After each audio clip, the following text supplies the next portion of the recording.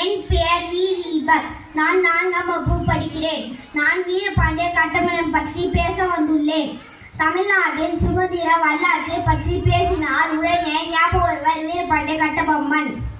தமிழ்நாட்டின் பாஞ்சாலங்குறிச்சியில் 1760ஆம் ஆண்டு ஜனவரி மாதம் 3ஆம் தேதி பிறந்தார். இவரது தந்தையின் பெயர் திக்கு விஜய கட்டபொம்மன். இவரின் தாயின் பெயர் ஆறுமுகத்தம்மாள். இவரது பெயர் வீரபாண்டி என்பதாகும். பாஞ்சாலங்குறிச்சியில் 46வது மன்னராக தனது 30 வயதில் பொறுப்பேற்றுக் கொண்டார்.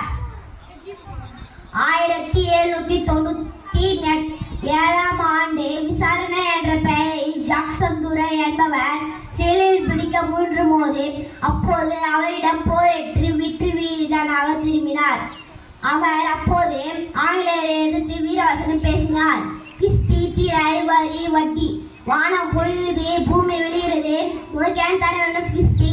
எங்களோட வயலுக்கு வந்தாயா? நாட்டு நற்றாயா? அங்கே களை பறித்தாயா? அங்கே கொஞ்சம் பெண்களுக்கு மஞ்சள் அரிசி பணி புரிந்தாயா?